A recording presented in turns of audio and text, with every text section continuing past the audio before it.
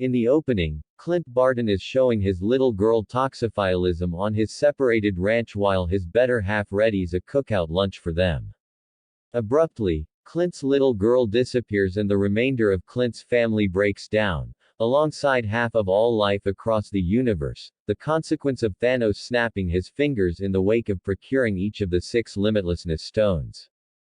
Cloud and Tony unmistakable are abandoned in space following their loss by Thanos on Titan, however are gotten back to Earth via him Danvers and rejoined with Natasha Romanoff, Bruce Standard, Steve Rogers, Rocket, Thor, and James Rhodes. The group figures out how to take the boundlessness stones back from Thanos and use them to invert his activities, yet learn after finding him that he had utilized the stones a second chance to obliterate them, forestalling their further use. He lets the leftover Vindicators know that he did as such to try not to involve the stones for additional terrible purposes. Rankled, Thor executes Thanos, saying it's what he ought to have done in Wakanda.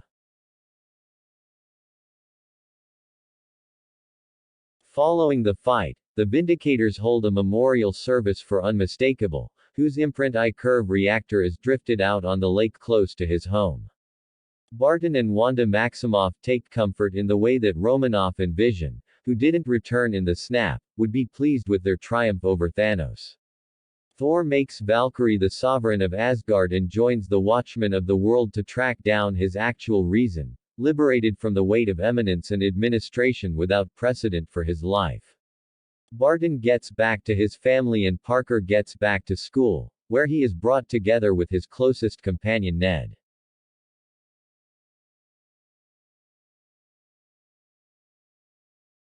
In the meantime, Rogers is entrusted to go into the past to return the stones and Thor's mallet to their unique courses of events, however chooses not to get back to the present and to rather carry on with the remainder of his life in the past with Carter. He returns before Sam Wilson and Bucky Barnes is an elderly person, and passes his safeguard and the mantle of Skipper America onto Wilson. A concise flashback shows Rogers and Carter in a conventional-looking house, at last sharing the dance they never got to have in their front room, really cheerful finally.